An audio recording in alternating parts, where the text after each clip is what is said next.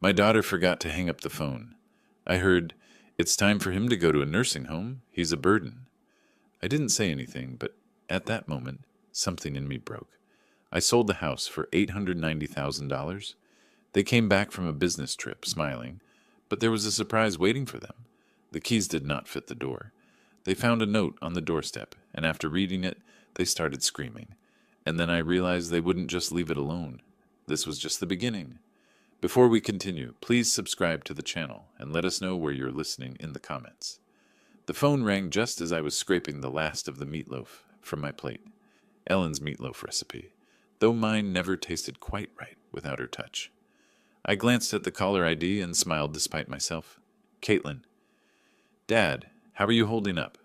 Her voice carried that familiar warmth that always made my chest tighten with love and loneliness. I settled into Ellen's old recliner, the leather worn smooth from years of her evening reading sessions. "Oh, you know me, sweetheart. Just finished dinner and was about to watch the news." I didn't mention it was leftovers from 3 days ago, or that I'd been staring at Ellen's photo on the mantel for the better part of an hour. "Are you eating enough? You know you can always order groceries online now, right? I showed you the app." "I'm eating plenty," I interrupted gently, "though I had a little scare yesterday.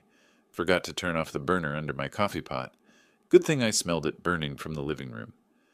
There was a pause. I could picture her frowning in that way she'd inherited from her mother, the same little crease between her eyebrows. "Dad, maybe we should talk about getting someone to check on you more regularly. Jeremy thinks—" "I'm fine, Caitlin. Really? How's your business trip going? You're in Phoenix, right?" "Yes, the conference ends tomorrow. Jeremy's been handling most of the client meetings while I sit through these endless presentations about digital marketing trends." She laughed, but it sounded forced. "Listen, Dad, I should probably get going. Jeremy and I have dinner plans with some potential investors." "Of course, sweetheart. I love you." "Love you too, Dad. Take care of yourself, okay?" I heard a click, then rustling sounds. She must have dropped the phone in her purse, I thought, reaching to hang up my end. But then I heard voices, muffled but clear enough through her phone's microphone. "Jeremy, you see how he's deteriorating?" Caitlin's voice, no longer warm and caring. "He forgot to turn off the stove yesterday. What if he burns the house down?" My hand froze on the receiver. Ice spread through my chest. "It's time for a nursing home, Caitlin." Jeremy's voice cold and matter-of-fact. "He's becoming a burden, and you know it. Your dad's a good man, but he can't live alone anymore." "The house is worth almost $1 million now." Caitlin's tone had shifted to pure calculation. "With Denver's market, we could probably get 900,000, maybe more." "Exactly." Jeremy sounded pleased. "We could sell it, put him somewhere decent, not too expensive, and finally buy that house in Boulder we've been looking at, the one with the mountain view." My daughter laughed, actually laughed. "God, Jeremy, you should have seen him tonight. So grateful just to hear from me. He has no idea we're planning this. The longer we wait, the more confused he'll get. We should strike while he still trusts us completely." The phone slipped from my numb fingers, clattering onto the hardwood floor Ellen and I had installed together 23 years ago. Every board laid by my own hands, every nail driven with thoughts of our family's future.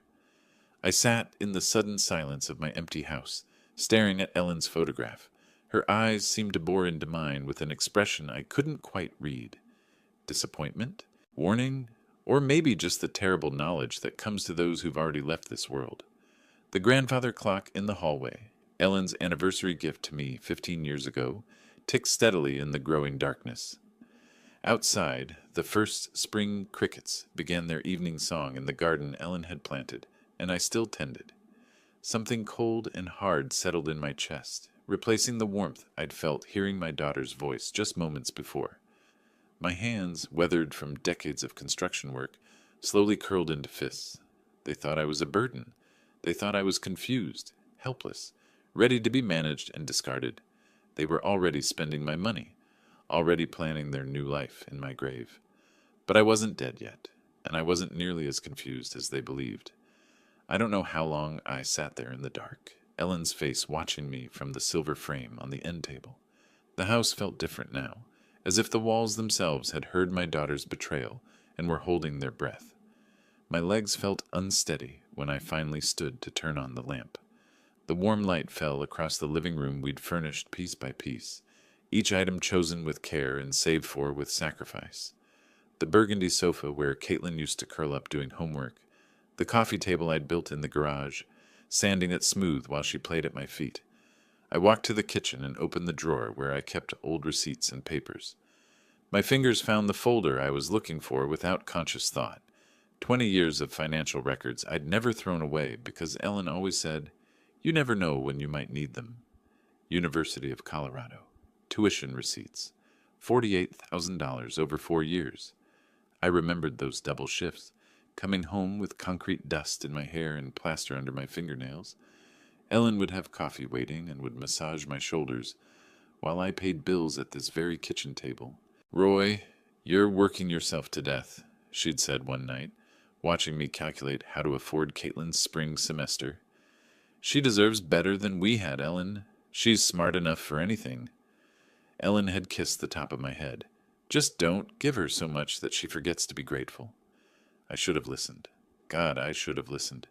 The wedding receipts were in there too. $32,000 for one day. I'd told Caitlin we could afford 5,000, maybe 8 if we stretched. But she'd cried, actually cried, about wanting her dream wedding. I'd worked weekends for 6 months, installing hardwood floors for a contractor friend who paid me under the table. "Daddy, you're the best father in the world," she'd whispered during our dance, her head on my shoulder, her wedding dress rustling against my rented tuxedo. I'll never forget this. But she had forgotten. Just like she'd forgotten who co-signed her first car loan when her credit wasn't good enough. Just like she'd forgotten who made the calls to get her that marketing job when she was unemployed for 8 months after graduation. I found the bank statements from 2 years ago, after Jeremy lost his financial advisor position for reasons they never fully explained. They'd moved in temporarily, just until Jeremy found something new. I'd never charged them rent. I'd paid the increased utility bills, bought groceries for 3 adults instead of one lonely widower. Jeremy would pat my shoulder and call me the most generous man in Colorado. Caitlin would hug me and say, "Dad, we'll pay you back when we get on our feet." They'd been on their feet for over a year now, both working good jobs, both making more money than I ever had. But they'd never mentioned moving out, never mentioned paying me back. The anniversary dinner I'd paid for last month, $200 at that fancy steakhouse downtown, because Jeremy said they deserved to celebrate. The car repair bill I'd covered when Jeremy's BMW needed a new transmission, $3,000 that cleaned out my emergency fund. "Roy's like a father to me," Jeremy had told his friends at their last barbecue, his arm around my shoulders. "I'm so lucky to have married into this family." I'd been proud, actually proud to be the generous father-in-law, the man who took care of his family, no matter what it cost him. I walked upstairs to Ellen's and my bedroom, still unchanged after 2 years. Her jewelry box sat on the dresser, her reading glasses folded beside the lamp. I opened the bottom drawer where I kept our important papers and pulled out our original house deed. Roy and Ellen Hayes. Purchased 1999. No liens, no co-signers, no complications. My name only, now that Ellen was gone. Standing there in the bedroom where Ellen had spent her last days, surrounded by everything we'd built together, I felt something shift inside me. The hurt was still there, sharp as broken glass, but underneath it something harder was forming. They wanted to put me away and sell my life's work. They thought I was too old, too confused, too grateful for their attention to fight back. I looked at Ellen's photo on the nightstand, remembering her voice from all those years ago. "Don't give her so much that she forgets to be grateful." Well, Ellen, our daughter had definitely forgotten, but she was about to remember that her old man wasn't as helpless as she thought. I walked to my home office and pulled out the business card I'd kept in my desk drawer for 3 years. Todd Fisher, real estate attorney. Ellen had insisted we meet with him after her cancer diagnosis, just to make sure our affairs were in order. It was time for another consultation. The next morning I walked through my house like a stranger seeing it for the first time. But instead of seeing home, I was seeing what Caitlin and Jeremy saw: square footage, market value, liquid assets. In the kitchen, I ran my hand along the granite countertop I'd installed myself, working by lamplight after my regular job, because we couldn't afford to hire contractors. Ellen had picked out the pattern, speckled gray with veins of gold that caught the morning light. She'd made coffee on this counter every morning for 16 years, until the cancer took her strength away. I remembered the Christmas morning when 3-year-old Caitlin took her first wobbly steps right here, from the refrigerator to Ellen's outstretched arms. We'd both cried with joy, Ellen scooping our daughter up and spinning her around while I scrambled for the camera. "Our baby's walking in our house," Ellen had whispered, tears streaming down her face, "in the house we built for her." The living room held 25 years of Christmas mornings. I could still see 7-year-old Caitlin's face lighting up at the sight of the dollhouse I'd spent 3 months building in the garage, working in secret after she'd gone to bed. Ellen had sewn tiny curtains for the windows, made miniature furniture from cardboard and fabric scraps. "Daddy, it's just like our house," Caitlin had squealed. And it was. I'd made it a perfect replica, down to the little bay window in what represented her bedroom. That bay window had cost me 6 months of overtime. Ellen had seen it in a magazine and fallen in love with the idea of reading there in the afternoons. I'd learned to cut angles I'd never cut before, measured and remeasured until my back ached from crawling around the frame. "Roy, we can't afford this," Ellen had worried when she saw me marking measurements on the wall. "You want it, you'll have it," I'd told her. "I'll make it work." I climbed the stairs to Caitlin's old room, still painted the soft yellow she'd chosen for her 16th birthday, still decorated with photos of her high school friends and college memories. The room where I'd rocked her through colicky nights as a baby, where Ellen and I had helped her with algebra homework at the small white desk I'd built to fit perfectly under the window. The master bedroom was the hardest. Ellen's side of the bed still had her water glass on the nightstand, her bookmark still marking page 247 of the novel she'd never finish. I'd built these walk-in closets with my own hands, custom designed to fit Ellen's height perfectly. Her clothes still hung there, still smelling faintly of her perfume. This was the room where we'd planned our future, where we'd whispered about our dreams for Caitlin, where Ellen had died holding my hand while machines beeped around us. "Promise me you won't let them take advantage of you," she'd said near the end, her voice barely a whisper. "You're too good, Roy. Too generous. Promise me you'll take care of yourself." I'd promised, but I hadn't kept that promise, had I? In my home office, I found the folder of construction photos Ellen had kept. Pictures of me laying the foundation in the spring of 1999, 25 years younger and 50 pounds stronger. Me and my crew installing the frame, Ellen in her hard hat bringing us lemonade on hot summer days, her belly just starting to show with Caitlin. The financial records from those years told the story Ellen's photos couldn't. Second mortgage. Personal loan from my brother. Ellen taking a part-time job at the school district to help with materials costs. We'd eaten beans and rice for months, drove cars held together with prayer and duct tape. But we'd built this house with our sweat, our sacrifice, our love for each other, and for the family we were creating. And now my daughter, the baby who'd taken her first steps in this kitchen, the child who'd played in the yard I'd landscaped by hand, wanted to sell it all and put me away like an inconvenient piece of furniture. I picked up Todd Fisher's business card from my desk drawer. The edges were worn from 3 years of handling, but the phone number was still clear. Caitlin and Jeremy thought they were dealing with a confused old man who'd be grateful for any scrap of attention they threw him. They thought I was weak, helpless, ready to hand over my life's work without a fight. They were about to learn just how wrong they were. I dialed Todd's number and listened to it ring, my hand steady as stone. Outside, the spring morning was bright and clear, the kind of day Ellen used to love, the kind of day for new beginnings. The law offices of Fisher and Associates occupied the second floor of a modest brick building on Colfax Avenue, the kind of place that specialized in helping regular people with real problems rather than impressing corporate clients. I'd chosen my best suit, the charcoal gray one Ellen had picked out for me to wear to her funeral, and arrived 15 minutes early, my hands only slightly trembling as I signed in at the reception desk. Todd Fisher was younger than I'd expected, maybe 55, with graying temples and the patient demeanor of a man who'd heard every family horror story twice. His office was lined with law books and family photos, a wife, 2 teenagers, a golden retriever. The kind of normal life Ellen and I had tried to build. "Mr. Hayes, good to see you again." Todd poured coffee from a small machine in the corner, the rich smell filling the space between legal documents and filing cabinets. "I remember you and Ellen from a few years back. I'm sorry for your loss." "Thank you." I accepted the coffee, surprised by how steady my voice sounded. "I need to discuss something delicate about my daughter and son-in-law." Todd settled behind his desk, pen ready. "I'm listening." I told him everything. The phone call, the overheard conversation, their plans to sell my house and put me in a nursing home. Todd's expression never changed, but I caught him shaking his head slightly when I described their eagerness to spend my money on their bolder dream house. "Unfortunately, Mr. Hayes, this scenario is more common than you'd think."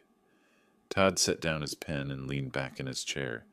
"Adult children often assume they know what's best for their aging parents, especially when valuable assets are involved. But they can't actually do anything, can they? I mean, legally. Let's start with the basics. The house is titled in your name only since your wife's passing, correct?" "That's right. Ellen and I owned it jointly, but when she died, it transferred to me automatically."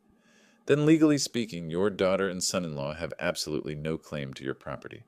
They cannot sell it, cannot force you into a care facility, cannot make any decisions about your assets without your explicit consent." Todd pulled a legal pad from his drawer and began making notes. "The house belongs to you, period." Relief flooded through me, followed immediately by something sharper. "So if I wanted to sell it myself, you could put it on the market tomorrow if you chose to. It's your property, your decision." Todd looked up from his notes. "May I ask why you're considering that option?" I thought about Caitlin's laugh when she'd called me a burden, about Jeremy's cold calculation of my worth, about 25 years of sacrifice reduced to a real estate transaction. They think I'm helpless, confused. They think they can manage me like a piece of property. My hands clenched around the coffee cup. Maybe it's time I showed them exactly how sharp my mind really is. Todd was quiet for a moment, studying my face. "Denver's housing market is incredibly strong right now, especially in your neighborhood. Properties are selling within days, often for cash offers above asking price." He paused.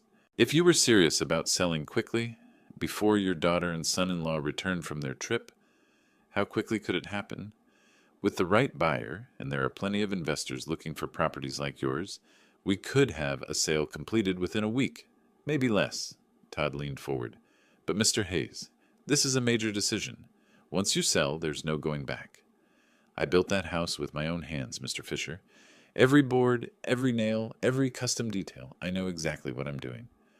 We spent the next hour discussing practicalities, market value estimates, cash buyer networks, legal requirements. Todd explained that he could have everything prepared within 24 hours if I was serious about proceeding. "The consultation fee is $200, Todd said as I prepared to leave. "If you decide to move forward, that applies toward my legal fees for the sale." I paid in cash, feeling more clear-headed than I had in months. Walking to my truck in the spring sunshine, I felt my phone buzz in my pocket. Caitlin's name appeared on the screen, and for the first time since her betrayal, I smiled. The phone rang once, twice, 3 times.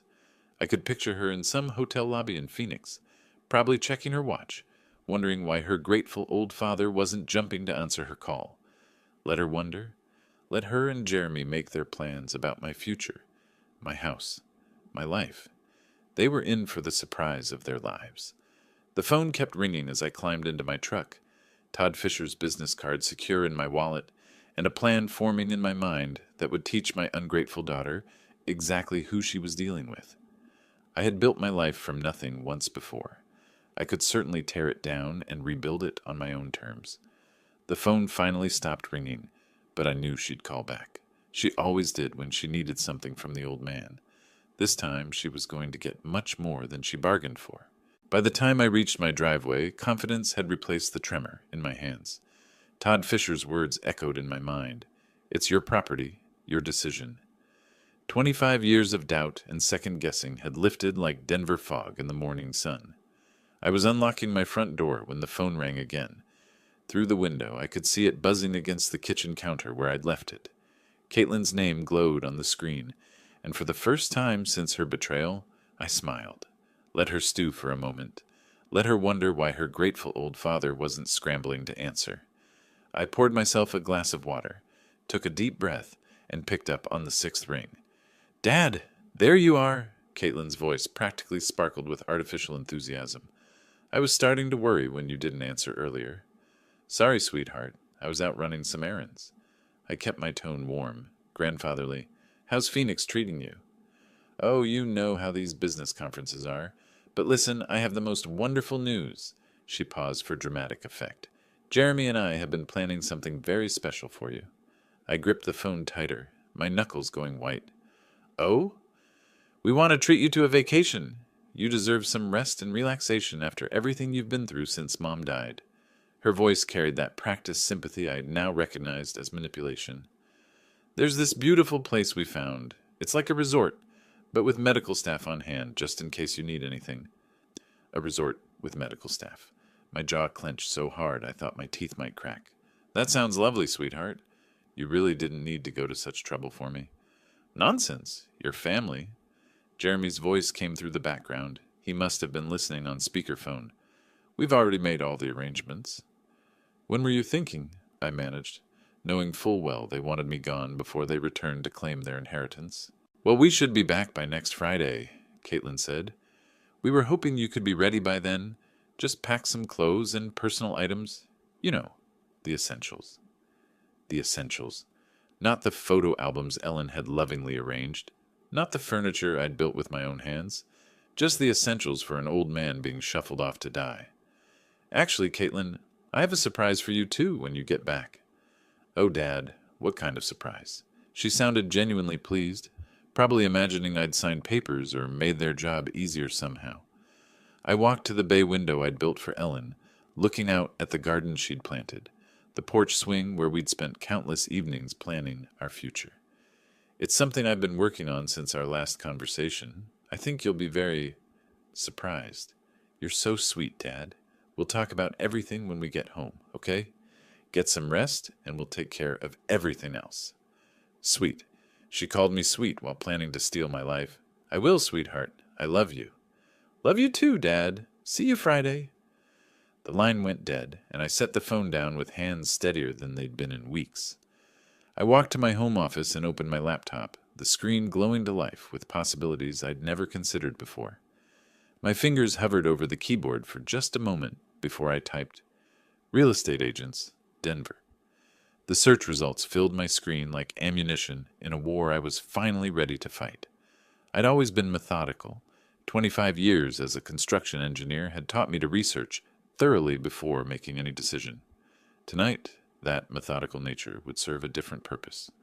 I clicked through agent profiles, comparing success rates and client testimonials, like I used to compare structural steel suppliers. Cherry Hills, Highlands Ranch, University Hills, neighborhoods where houses sold for the kind of money Caitlin and Jeremy were already spending in their dreams. One name kept appearing in the top results: Brian Connor, 43 years old, specialized in quick sales, averaged 18 days from listing to closing. His photo showed a professional smile and confident eyes, the kind of man who could make things happen fast. His testimonials were exactly what I needed to see. Brian sold our house in 6 days. Cash buyer lined up within 48 hours. Smooth closing, no complications. I stared at his direct phone number, prominently displayed beneath his credentials. This was it, the moment that would set everything in motion. Once I made this call, there would be no going back to being the grateful, manageable old man my daughter expected. Ellen's photo on my desk seemed to be watching me. I could almost hear her voice. "Roy, are you sure about this?" I was sure. More sure than I'd been about anything since her funeral. I dialed Brian Connor's number with steady fingers. "Brian Connor, Connor Real Estate. How can I help you?" "Mr. Connor, my name is Roy Hayes. I'm interested in selling my house quickly. How fast can these things actually happen?"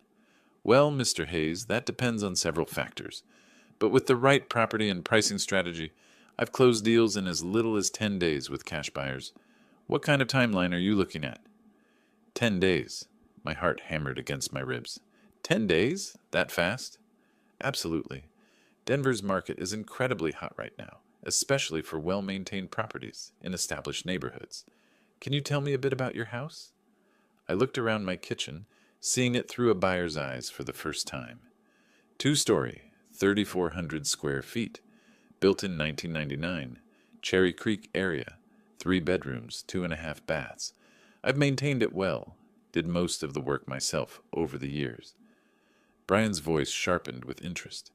That sounds exactly like what several of my investors are looking for. Original owner, well-maintained, established neighborhood. Those are premium selling points. Would you be interested in a property assessment? How quickly could you come by? I can be there this afternoon if you're available.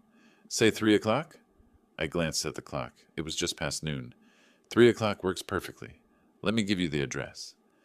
After I hung up, I sat in the sudden quiet of my kitchen, the magnitude of what I'd set in motion beginning to settle in my chest. In 3 hours, a stranger would walk through the house Ellen and I had built together, assigning dollar values to our memories. I spent the next 2 hours cleaning obsessively, old habits from Ellen's time when she'd insist the house be spotless for any visitor. I dusted the bay window, straightened the throw pillows on the couch, made sure every surface gleamed. But this cleaning felt different. I wasn't preparing for guests. I was preparing for an execution. At exactly 3 o'clock, the doorbell rang. I smoothed my shirt, took a deep breath that carried the scent of Ellen's lavender sachets, still tucked in the linen closet, and walked toward the front door. My hand trembled slightly as it closed around the brass doorknob I'd installed myself 15 years ago. Beyond this door waited either my salvation or my damnation. I turned the handle and opened the door to my future. Brian Connor looked exactly like his photo, professional but approachable, early 40s, with the kind of confident bearing that came from years of successful deals. He carried a leather portfolio and tablet, and the moment he stepped inside, his eyes went wide. Wow!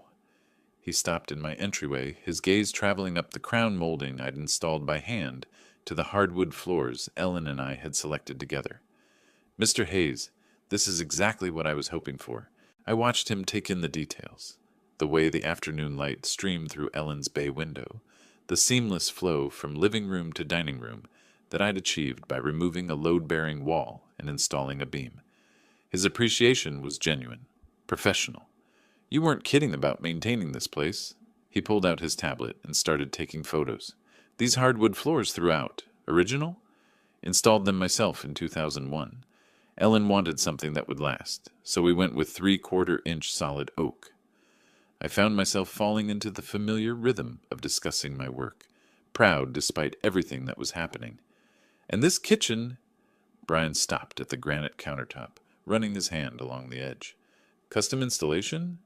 Every inch. Ellen picked the pattern, said the gold veining reminded her of sunlight. My voice caught slightly. I spent 3 weekends getting the measurements perfect.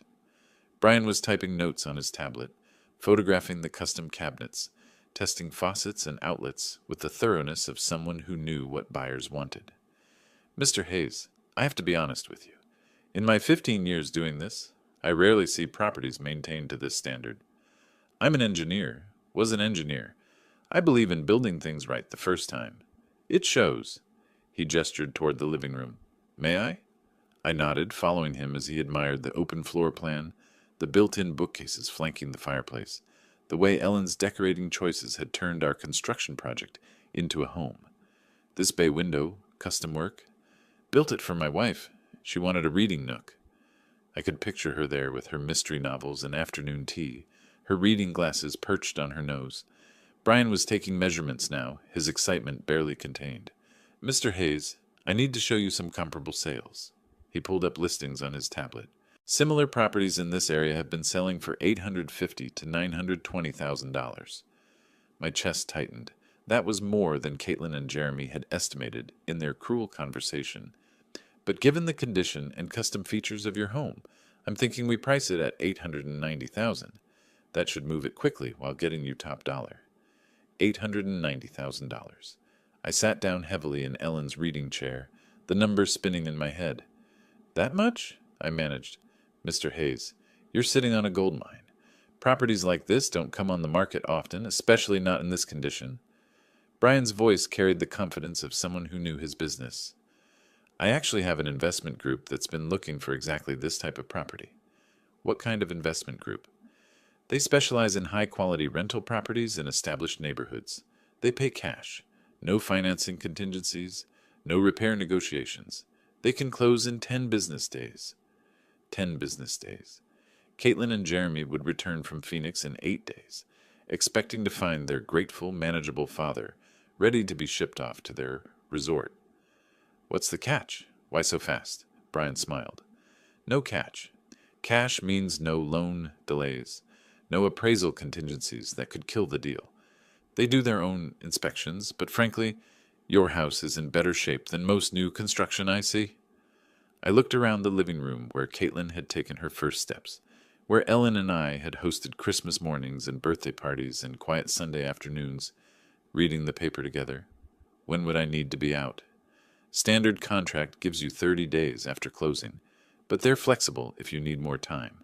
The main thing is getting clear title and completing the paperwork. I thought about Caitlin's voice on the phone, calling me sweet while planning to steal my life. I thought about Jeremy's cold calculation, reducing me to a burden to be managed. I thought about Ellen's warning about being too generous, too trusting. Let's do it. Brian's professional mask slipped for just a moment, revealing genuine excitement. Excellent choice, Mr. Hayes. Let me call them right now.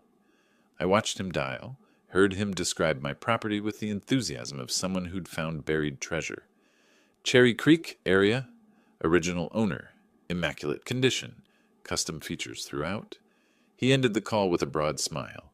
They want to move forward immediately. I can have the initial contracts ready by tomorrow morning.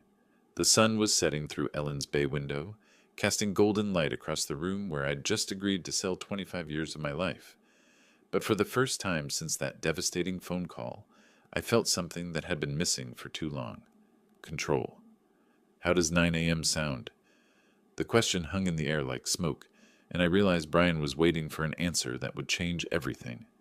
The grandfather clock in the hallway, Ellen's 15th anniversary gift to me, ticked steadily in the silence. 9 a.m. sounds perfect. After Brian left with promises of contracts and closing timelines, I stood alone in the house that would soon belong to someone else. The evening light through Ellen's windows painted everything golden, like a photograph of a life I was about to leave behind. But it wasn't sadness I felt, it was anticipation. Brian arrived the next morning with contracts, a notary, and coffee for everyone, the kind of professional efficiency I'd always respected. I read every line with the thoroughness that had made me a good engineer, checking details the way I used to check blueprints. Sale price, $800 to $90,000. Cash purchase. Closing date, 10 business days from signing. The notary, a middle-aged woman with kind eyes, walked me through each signature. Minimal contingencies, just the title search and final walkthrough. And I can remain in the house for 30 days after closing if needed? That's correct, Mr. Hayes, though most sellers prefer to move out sooner rather than later, just for peace of mind. Peace of mind? I almost laughed. The only peace of mind I'd have would come from seeing Caitlin and Jeremy's faces when they discovered what their burden had done. I signed my name with steady hands, and just like that, the process was in motion. The first 3 days passed in a blur of paperwork and inspections. The title company began their search through decades of records. The investors sent their team, a polite crew who admired my workmanship and found nothing to complain about. Your father-in-law really knew what he was doing, one of them told the heir, since they assumed I was already gone. These floors, this electrical work, all top quality. Days 4 through 6, I became a man with a secret mission. I researched apartments online, looking for something small but comfortable, somewhere I could start over with nearly $900,000 in the bank. I found a place in Highlands, a senior community with golf courses and a community center, the kind of place Ellen and I had sometimes talked about for our golden years. I also called storage facilities, planning which of Ellen's things I'd keep and which I'd have to leave for the new owners. Her china, definitely. Her jewelry box, the photo albums, the essentials of a life lived together. Days 7 through 9 brought a strange confidence I hadn't felt in years. Each morning I woke up knowing I was one step closer to freedom, one step closer to showing my daughter that her confused old father was sharper than she'd ever imagined.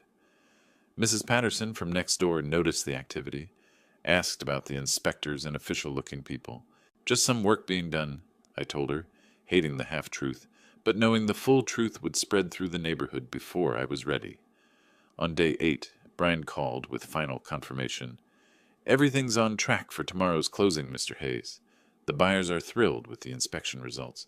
Wire transfer will be completed the same day. You'll have access to funds immediately. That night, I packed a single suitcase with clothes and personal items, not because I was moving yet, but because I wanted to be ready for anything. I looked at Ellen's photo on our dresser and whispered, I hope you understand what I'm doing. Friday morning arrived bright and clear, the kind of spring day Ellen used to say was Denver at its finest. I dressed carefully in my best suit, not the funeral suit, but the navy one Ellen had bought me for Caitlin's college graduation. The title company office was all professional efficiency, and congratulations. The buyers were represented by their attorney, a sharp woman who double-checked every document. Brian handled the paperwork like a conductor, leading an orchestra. Mr. Hayes, if you'll sign here, and here, an initial there. Each signature felt like cutting a chain. The deed transfer, the settlement statement, the final acknowledgement that 1247 Maple Street no longer belonged to Roy Hayes. And this is your wire transfer confirmation. $890,000, less closing costs, has been deposited to your account. I stared at the numbers on the paper. More money than I'd ever seen in one place. More money than Caitlin and Jeremy had dreamed their burden could access. We shook hands all around, everyone pleased with the smooth transaction. Brian walked me to my truck, promising to stay in touch if I ever needed real estate services again. You made the right choice, Mr. Hayes. Sometimes a fresh start is exactly what we need. I drove home through neighborhoods I'd known for 25 years, past the elementary school where Caitlin had learned to read, past the park where Ellen and I used to walk every Sunday morning. But instead of nostalgia, I felt liberation. I pulled into my driveway and sat in my truck, looking at the house that was no longer mine. The keys to the front door felt heavy in my palm, but tomorrow I'd hand them over to the new owners and walk away from this chapter of my life. Caitlin and Jeremy were due back from Phoenix in 3 days.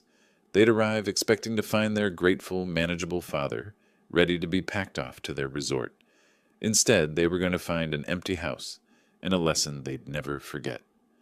I climbed out of my truck and walked toward my front door, reaching for my phone to make the next call in a plan that was working better than I'd ever hoped. The engine ticked as it cooled in my driveway, but I couldn't bring myself to turn it off. I sat staring at the house I'd built with my own hands, the house that now belonged to strangers, the house where Caitlin and Jeremy expected to return and find their grateful, manageable father waiting to be shipped off. The keys to the front door felt like lead in my palm. New owners or not, I still had access for 30 days, time enough to complete what I'd started. I drove to the Starbucks on Colfax Avenue and parked in the lot, hands steady as I dialed directory assistance for a 24-hour locksmith. The urgency fee would cost an extra $200, but money was no longer a concern. AAA Emergency Locksmith, this is Eddie speaking. I need all my door locks changed today. It's urgent. What kind of time frame are we looking at, sir? As soon as possible. I can pay cash. I can be there in 2 hours. Address? Back at the house, I waited for Eddie in my truck, watching Mrs. Patterson water her garden next door. She waved and I waved back, my chest tight with the knowledge that I was lying to everyone who cared about me. Eddie arrived in a van full of tools and hardware, a man in his 50s who'd clearly seen every kind of lock emergency Denver had to offer. Security issue, sir? He asked, studying my front door. New ownership situation. Better safe than sorry. He nodded like he'd heard it before and got to work. I watched him remove the locks I'd installed 15 years ago, the brass hardware Ellen had picked out because it matched our door knocker. These are quality locks, Eddie commented as he worked. Somebody knew what they were doing when they installed them. That was me. I like things done right. The new locks were silver instead of brass, modern instead of traditional.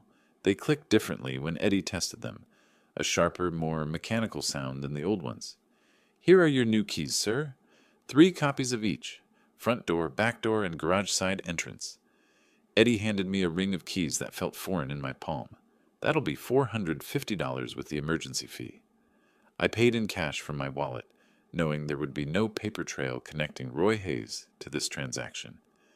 After Eddie left, I stood in my empty house and began the hardest part, packing 25 years of life into what I could carry. Ellen's jewelry box went into my suitcase first, along with our wedding photos and the novel she'd been reading when she died, bookmarks still marking page 247. My engineering certificates, our important documents, Ellen's favorite cookbook with the handwritten notes in the margins. I left almost everything else. The furniture that told our story would have to stay. The photo albums chronicling Caitlin's childhood. Ellen's clothes, still hanging in our closet, still carrying the faint scent of her perfume. While I packed, I called Sunset Manor Apartments on my phone, explaining that I needed a furnished one-bedroom immediately. "We have a lovely unit available for immediate occupancy," said Mrs. Chen, the property manager. "Month-to-month lease if you prefer flexibility." "I'll take it." I met Mrs. Chen at the apartment complex an hour later, a modest but clean building designed for seniors, with a community center and well-maintained grounds. The one-bedroom unit was simple but comfortable, furnished with everything I needed to start over. "Cash deposit is perfectly fine, Mr. Hayes. When would you like to move in?" "Tonight." Mrs. Chen's eyebrows rose slightly, but she didn't ask questions. I signed the lease and handed over first month's rent plus deposit, nearly $3,000 that would have seemed impossible to spend casually just 2 weeks ago. Loading my car in the gathering dusk, I caught Mrs. Patterson watching from her window. She waved again, and I felt the weight of all the relationships I was severing, all the connections Caitlin and Jeremy had forced me to cut. I took one last walk through the empty rooms, my footsteps echoing differently now that the house belonged to someone else. In the kitchen where Ellen had taught Caitlin to bake Christmas cookies. In the living room where we'd watched Caitlin open presents on Christmas morning. In our bedroom where Ellen had taken her last breath while I held her hand. "I'm sorry, honey," I said aloud to Ellen's memory. "But you'd understand. You always said I was too generous for my own good." I locked the new locks and drove away from Maple Street for what might be the last time, my rearview mirror full of the life I was leaving behind. The sun was setting when I arrived at Sunset Manor, my car loaded with the essentials of my existence. I carried my suitcase to my new front door, fumbling with unfamiliar keys to unfamiliar locks. Inside the small apartment, I dropped my suitcase and immediately reached for my phone. The final phase of my plan required one more call, one more piece of the puzzle that would give Caitlin and Jeremy the surprise of their lives. The apartment felt like a motel room, functional but soulless, with generic furniture and the lingering smell of industrial carpet cleaner. I stood holding my phone, Ellen's photo already positioned on the nightstand, trying to decide which bank would best protect nearly $900,000 from the children who thought they deserved it. I opened my laptop on the small dining table and began researching banks that specialized in large deposits. Colorado Community Bank caught my attention, smaller than the major chains with a focus on personal service and discretion, exactly what I needed. "Colorado Community Bank, Private Banking Division. This is David Morrison." "Mr. Morrison, my name is Roy Hayes. I need to open an account for a substantial deposit, around $890,000. The brief pause on the other end told me David was recalculating his day. "We'd be absolutely delighted to work with you, Mr. Hayes. When would be convenient for a consultation?" "Monday morning, 9 a.m.? "Perfect. I'll have everything prepared." The weekend stretched ahead of me like uncharted territory. I'd never lived anywhere but the house Ellen and I built together. This tiny apartment felt like exile, but it was exile by choice. My choice, not theirs. Saturday morning, I made coffee in the unfamiliar kitchenette and methodically unpacked my belongings. Ellen's jewelry box on the dresser, my engineering awards on the bookshelf, our wedding photo beside the bed where I'd sleep alone in a space that had never known Ellen's presence. I drove to the grocery store and bought food for one person. Simple meals, nothing that required the kind of cooking Ellen had loved. The checkout clerk, a young man with kind eyes, asked if I was new to the area. "Just moved in," I told him, "starting fresh." Sunday morning, I discovered a coffee shop called Brews and Views, 3 blocks from my apartment. The barista, A young woman named Sarah, with purple streaks in her hair, made the kind of strong coffee I preferred. "You're new around here," she observed, not prying, just friendly. "Retired engineer," I said, "looking for a quieter life." "Well, you've found the right neighborhood for that. Most of our customers are pretty mellow." I sat by the window with my coffee, watching people walk dogs and push strollers, living the kind of normal Saturday morning that Ellen and I used to treasure. But instead of sadness, I felt something I hadn't experienced in months: anticipation. Monday morning, I dressed in my best suit and drove to Colorado Community Bank. David Morrison was younger than I'd expected, maybe 45, with the kind of professional warmth that came from handling people's life savings. "Mr. Hayes, what brings you to Colorado Community Bank?" "I recently sold my house. I need a fresh start with an institution that values personal relationships over transaction fees." David nodded with genuine understanding. "We specialize in exactly that kind of service. Tell me about your needs." I explained my situation carefully. A widower who'd sold his family home and needed secure, accessible banking. David asked thoughtful questions, never prying beyond what was necessary for account setup. "I'll need to wire the funds from my previous bank," I explained. "No problem at all. We can initiate that transfer today, and the funds should clear by Wednesday." David prepared the paperwork with quiet efficiency. Online banking, debit card, and checkbook, all standard services. Given the amount, I'd also recommend our premium account package for additional security features. I signed documents that made me an official client of Colorado Community Bank, customer number 847293, with access to nearly $900,000 that Caitlin and Jeremy would never see. Tuesday and Wednesday passed in the strange rhythm of my new routine. Morning coffee at Brews and Views. Sarah remembered my order and asked about my weekend. Afternoon walks through the neighborhood, discovering a small park with benches where other retirees fed pigeons and read newspapers. Wednesday afternoon, David called with the news I'd been waiting for. "Mr. Hayes, your funds have cleared successfully. Your account is fully active." I hung up and looked around my small apartment, at Ellen's photo watching me from the nightstand, at the simple life I was building from the wreckage of my daughter's betrayal. For the first time since Ellen's death, I felt truly in control of my own destiny. Wednesday evening, I sat in my single chair. Not Ellen's reading chair, not the recliner where I'd heard Caitlin's betrayal. Just a plain chair in a plain room that belonged entirely to me. I opened my laptop and typed "mini surveillance cameras" into the search bar. My fingers hovered over the keyboard, knowing that what I was about to order would capture the final act of my revenge. Caitlin and Jeremy were returning on Friday, expecting to find their grateful old father ready to be managed. Instead, they were going to discover that their burden had become their biggest problem. The search results filled my screen with dozens of surveillance options, from obvious security cameras to devices disguised as everyday objects. After 30 minutes of research, I found what I needed: a wireless mini camera hidden inside what looked like a phone charger. The specifications were perfect for my engineering mind: Wi-Fi enabled with smartphone app control, motion-activated recording, 12-hour battery life, and crystal-clear video quality. Most importantly, it could stream live footage directly to my phone from anywhere with internet access. I ordered it with expedited shipping, paying the extra $40 to guarantee Thursday delivery.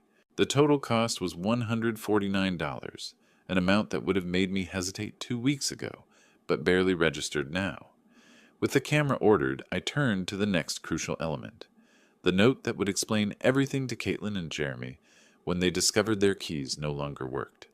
The first draft was too angry, too raw with the pain of their betrayal. The second was too cold, missing the personal devastation they'd caused. By the third draft, I found the right tone: dignified but devastating, loving but final. I wrote in my careful engineer's handwriting, the penmanship Ellen had always admired: "Dear Caitlin and Jeremy, if you're reading this, it means my plan worked perfectly. I heard your phone conversation about putting me in a nursing home because I'm becoming a burden. I heard you calculating how much money you'd make selling my house. The house has been sold for $890,000 cash. The money is safely in my new bank account, where it will stay. I've moved to a place where I'm appreciated, not tolerated. Don't worry about me. worry about your own housing situation. Your belongings have been packed and are being stored at Denver Moving and Storage on Colfax Avenue. You have 30 days to claim them before storage fees begin. I gave you everything I had for 42 years. You repaid me by planning to warehouse me so you could steal my life's work. I hope the lesson was worth the cost. Love, Dad. Thursday morning, the FedEx truck arrived at my apartment with a small box containing my surveillance equipment. I spent an hour in my kitchen testing the device and learning the smartphone app. The video quality was remarkably clear, the audio sharp enough to catch whispered conversations. Thursday afternoon, I drove to my former house for the last time. I used the garage door opener I'd never given Caitlin and Jeremy, parking inside to avoid questions from neighbors. My hands shook slightly as I approached the front door with my new keys. Inside, the house still smelled like home. Ellen's lavender sachets, the lemon oil I used on the wooden furniture, the faint residue of 25 years of family dinners. But there were new additions that made my chest tight. Caitlin and Jeremy's suitcases by the stairs, their mail scattered on the kitchen counter, evidence that they'd been treating my house as their personal storage facility while planning my exile. I positioned the camera charger by the front door outlet, angling it perfectly to capture anyone entering. The view through my phone app showed the entire entryway, including the spot where I planned to hang my note. I tested the motion detection, walking in and out of frame until I was satisfied the system would capture every moment of their return. Then I taped the envelope to the inside of the front door at eye level, where they couldn't possibly miss it. Standing in my living room one final time, I touched the mantel where Ellen's photo had sat for 23 years. The new owners would put their own family photos there, create their own memories in the rooms Ellen and I had filled with love. "It's done, sweetheart," I whispered to Ellen's memory. "Justice served." I locked the house with my new key, tested the camera feed one more time from my car, and drove back to my apartment. The motion detector was armed, the battery fully charged, and my phone ready to alert me the moment Caitlin and Jeremy discovered their keys no longer worked. Back in my apartment, I sat in my chair with my phone in my hand, watching the empty doorway through the camera app. The timestamp showed 6:30 p.m. Thursday evening. Tomorrow, Caitlin and Jeremy would return from their business trip, probably discussing their nursing home plans and already spending my money in their minds. They had no idea their grateful old father had become their worst nightmare. I woke Friday morning with the anticipation of a man about to witness justice after years of injustice. My coffee tasted better than it had in weeks, and even the small apartment felt less confining as I settled into my chair with my phone, the camera feed showing my empty former doorway. 4:30 p.m. They should arrive soon. I'd memorized their travel patterns. Caitlin always insisted on leaving Phoenix by noon to avoid traffic, and Jeremy drove exactly the speed limit. They'd be pulling into my driveway within the hour. I looked at Ellen's photo on my nightstand. "I hope you understand what I'm doing, honey." They left me no choice. 5:15 p.m. My phone buzzed with motion detection. A black SUV, Jeremy's car, pulled into the driveway of my former house. My heart hammered against my ribs as I watched the screen. Caitlin stepped out first, stretching after the long drive. Jeremy emerged from the driver's side, pulling their suitcases from the back. They moved with the casual confidence of people coming home to claim their inheritance. I watched them approach the front door, Caitlin fishing her keys from her purse, while Jeremy set the luggage down. She inserted her key into the lock I'd had changed just yesterday. The key didn't turn. Caitlin frowned, examining her key ring. She tried again, jiggling the key with growing frustration. "That's weird," her voice came through my phone's speaker. "My key's not working." Jeremy stepped closer, his expression shifting from tired to concerned. "Let me try the back door." I watched him disappear around the side of the house, while Caitlin continued struggling with the front lock. When Jeremy returned 3 minutes later, his face had darkened with alarm. "Back door's locked too, and the garage remote isn't working?" His voice carried the edge of panic I'd hoped to hear. "Caitlin, someone changed these locks." "What? That's impossible. Dad doesn't even know any locksmiths." Jeremy studied the front door more carefully, his financial advisor's mind recognizing trouble when he saw it. "These are brand new locks. This isn't an accident." Caitlin pulled out her phone with shaking fingers. "I'm calling Dad." I watched her dial my old landline, the number I'd had disconnected 3 days ago. After several rings, her face crumpled with confusion. No answer. It's not even going to voicemail. Try his cell phone. He doesn't have a cell phone, remember? We talked about getting him one for emergencies. Her voice cracked with the first hint of real fear. Jeremy was examining the windows now. His earlier confidence completely evaporated. There, that one's unlocked. I can boost you up. I watched my daughter climb through the kitchen window I deliberately left unlatched, her business suit catching on the frame. She disappeared inside, and moments later the front door opened from within. Jeremy entered with their suitcases, and both of them stopped dead when they saw the white envelope taped to the door at eye level. Caitlin's hand trembled as she pulled down the envelope with her name and Jeremy's written in my careful script. I leaned forward in my apartment chair, phone clutched in both hands, as she tore open the seal. Her eyes moved across my words, Jeremy reading over her shoulder. I watched their faces change, confusion to shock, to disbelief, to horror. He sold the house? Caitlin's voice rose to a near shriek. How could he do this to us? Jeremy snatched the note from her hands, reading it again as if the words might change. That manipulative old bastard. He was playing us the whole time. $890,000, Caitlin was crying now, her careful makeup streaking down her cheeks. He kept it all. That money was supposed to be our future. Your future, Jeremy snapped, his mask of devoted son-in-law finally slipping. This is your father, Caitlin. You should have handled this better. My fault? She whirled on him, years of suppressed resentment boiling over. You're the one who said he was becoming a burden? You're the one who pushed for the nursing home. Well, he was a burden. Look what he's done to us. Jeremy gestured wildly around the room that was no longer theirs. We're homeless. Our lease expires next week. The beautiful irony wasn't lost on me. They were fighting in my living room about being homeless, just as they'd planned to make me homeless in their nursing home. Call a lawyer, Caitlin said desperately. There has to be something we can do. He can't just sell the house without telling us. With what money? Jeremy's voice dripped with contempt. In case you forgot, I lost my job 6 months ago, and your marketing salary barely covers our car payments. Then get another job? Where? Do you think financial firms are lining up to hire advisors who got fired for questionable transactions? I watched my daughter's face crumble as she realized the full scope of their situation. No house, no inheritance, no savings, and Jeremy's unemployable status finally revealed. How could he be so cruel? She whispered. The same way you were cruel when you called him a burden and planned to warehouse him. Jeremy shot back. The old man was smarter than both of us.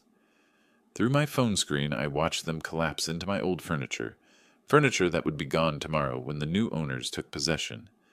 Caitlin buried her face in her hands, while Jeremy stared at my note, with the expression of a man who'd finally understood he'd been outplayed. I turned off the camera feed. I'd seen enough. Walking to my small kitchen, I opened the bottle of Ellen's favorite wine I'd saved from the house, a 2018 Bordeaux we'd been saving for a special occasion that never came. I poured myself a glass and raised it toward Ellen's photo. To you, my love, justice served. The wine tasted like victory. They learned what happens when you bite the hand that feeds you. My phone buzzed with a text from an unknown number, probably Caitlin trying to reach me through some new method. I deleted it without reading and powered off the phone completely. Walking to my window, I looked out at the Denver skyline painted gold by the setting sun. Somewhere across the city, my daughter and her husband were facing the consequences of their cruelty. Somewhere in my former house, they were learning that their burden had become their biggest problem. For the first time in 2 years, since Ellen's death, I felt completely free. I was no longer anyone's burden. I was my own man again, with my own money, my own choices, and my own future stretching ahead like an open road. Roy Hayes had left the building, and he was never coming back. If you liked this story, please like this video, subscribe to the channel, and share your impressions of this story in the comments. To listen to the next story, click on the box on the left. Thank you for watching.